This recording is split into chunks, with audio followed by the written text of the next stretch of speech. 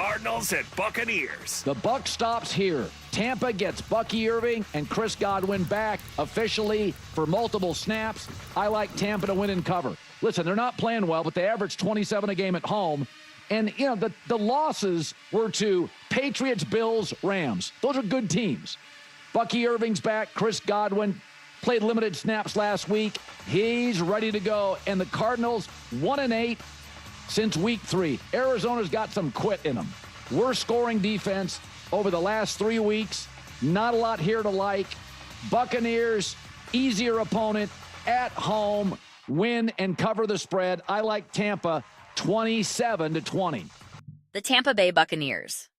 At this juncture, the divisional race remains technically competitive to a certain extent. It's evident that the Buccaneers previously held the advantage, and one would naturally favor them, even considering they are slightly more physically compromised than the Carolina Panthers. I still don't place much faith in the Panthers as a formidable unit.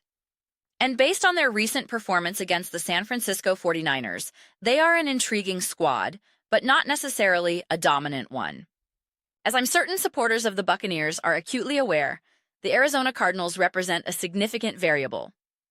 I'm not referring to a playoff wildcard spot, but rather to their unpredictable and volatile nature as a team. Jacoby Brissett has been performing at a remarkably high level. He has been genuinely impressive. Therefore, I remain consistently captivated by observing how Jacoby performs in each successive contest. I hold a substantial amount of respect for Todd Bowles and that Buccaneers defensive unit, without a doubt. The central narrative now revolves around Baker Mayfield. I am aware he received positive results from his MRI and any other diagnostic imaging conducted on his shoulder. However, I completely lack a frame of reference for how this physical issue will influence his method of play. Is he capable of executing a high volume of throws? It's apparent he will not be operating at 100% capacity. So that is a complicating factor the team must skillfully manage.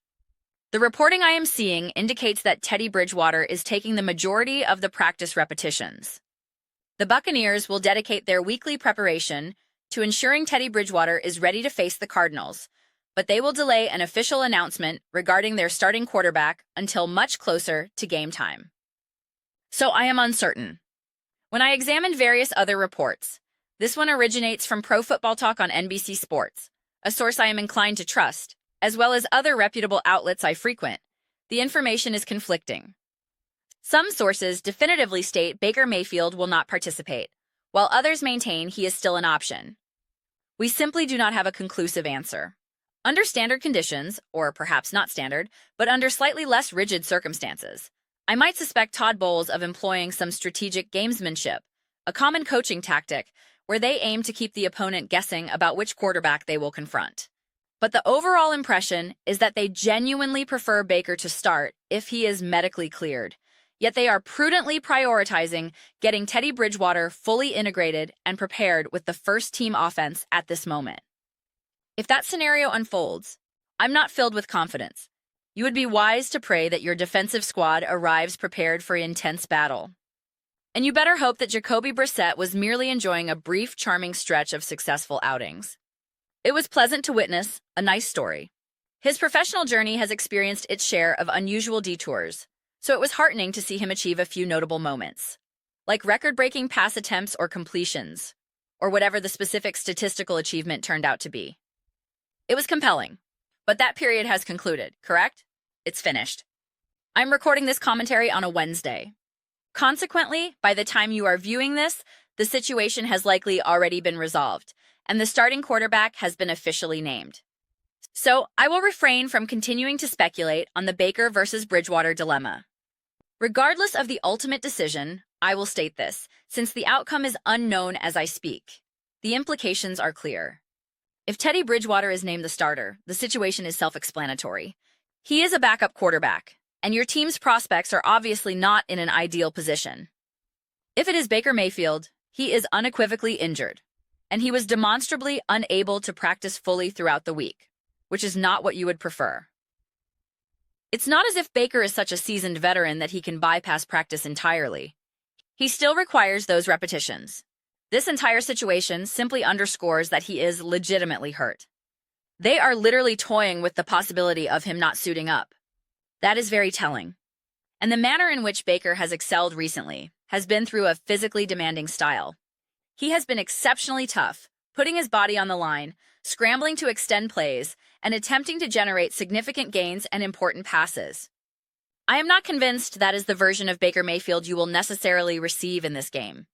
Even a quarterback of Lamar Jackson's caliber can look different when compromised, so Baker will undoubtedly be vulnerable to a similar drop in effectiveness. Therefore, either possible outcome presents a less than ideal predicament.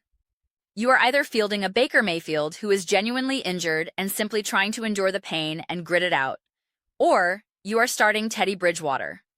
This is why I am taken aback that the analyst selected this game. He typically avoids these ambiguous quarterback situations. I note that he even ranked Baker quite low in his weekly rankings. This makes me wonder if he is simply operating under the assumption that Baker is playing and is proceeding with that premise, or if he is unaware of the true severity of Baker's injury. I don't have the answer. I am genuinely a little shocked by his selection, to be honest. And let me be clear, this is not because I view the Cardinals as an elite team. They did secure a victory over the Dallas Cowboys, but the Cowboys are notoriously inconsistent. So that win comes with an asterisk.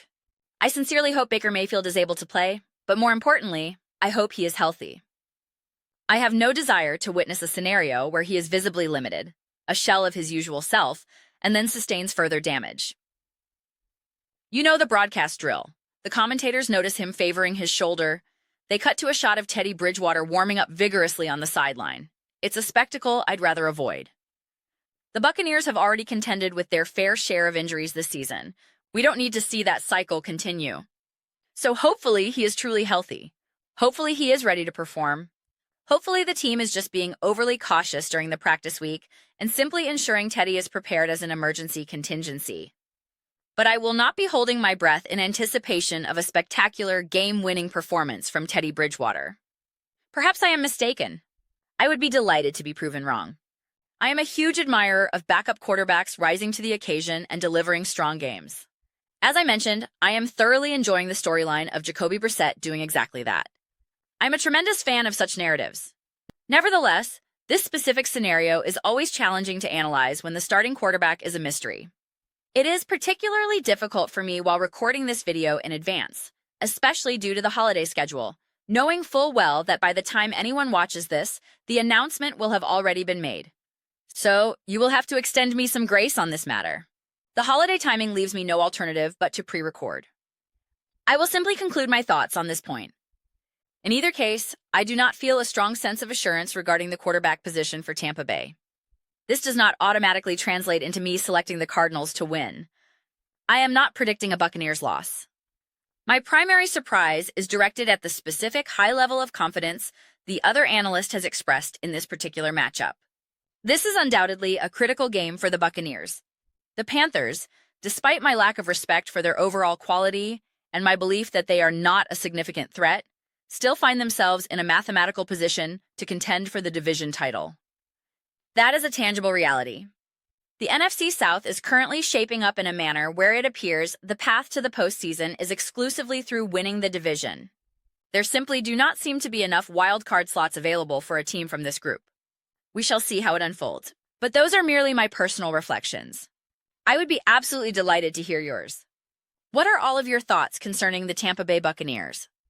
Do you believe that, irrespective of who starts at quarterback, a fully healthy signal caller, a compromised Baker Mayfield, or Teddy Bridgewater, they still possess the capability to defeat the Arizona Cardinals? Please share your perspectives in the comment section below. I read every single comment, so whether you find yourself in agreement with me or you vehemently disagree, either way, let's engage in some discussions. Let's get into some spirited debates. But ultimately, let's just have an enjoyable exchange. And please do consider subscribing.